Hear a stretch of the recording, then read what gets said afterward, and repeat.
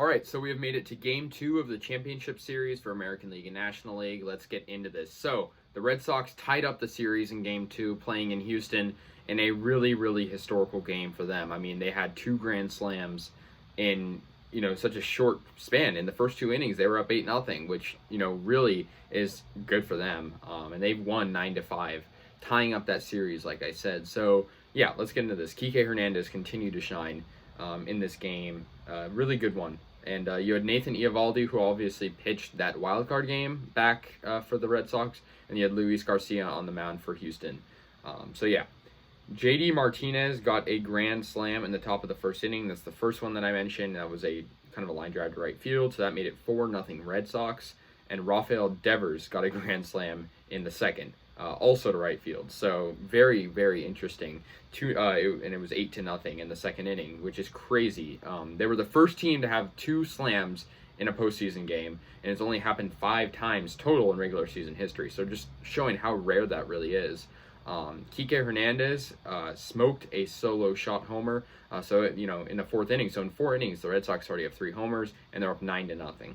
The rest of the game was mostly all Houston, but obviously coming back from a 9-0 deficit is hard. Kyle Tucker got an RBI double in the bottom of the 4th, which allowed a run to score in, so it was 9-1.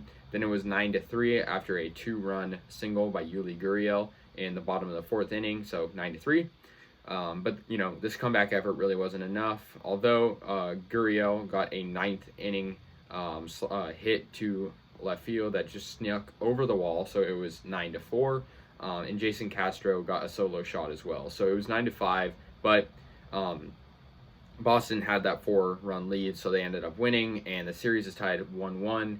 I mean, that's really interesting. So we're gonna head to Boston now for this portion of the series, and the Red Sox obviously are a pretty good team at home, so we'll see how they play there. But they got a pretty nice victory over Houston, 9-5. Now the next one is a big surprise to me. The Braves and the Dodgers, game 2. The Braves take a 2-0 lead in the series with a 5-4 victory over Los Angeles. No one expected this. No one predicted this. The Braves would have a 2-0 lead in the series. I mean, that's crazy. They win both of their home games. It's obviously going to be tough playing in LA for the next portion of the series, but yeah, you had Scherzer on the mound for LA. He did all right, and Anderson on the mound, Ian Anderson for the Braves. It was a really good game, actually. In the top of the first, Corey Seager hit a 2-run homer to right field, so that got LA on the board. But the Braves would bite right back pretty soon. In the 4th inning, Jock Peterson got a 2-run homer. He's been a hero in this postseason,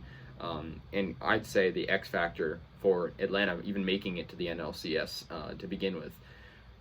But yeah, it was 2-2. Wouldn't have any scoring for a while until Taylor got a go-ahead 2-run double into center field, and it was kind of like a botched catch that didn't end up happening.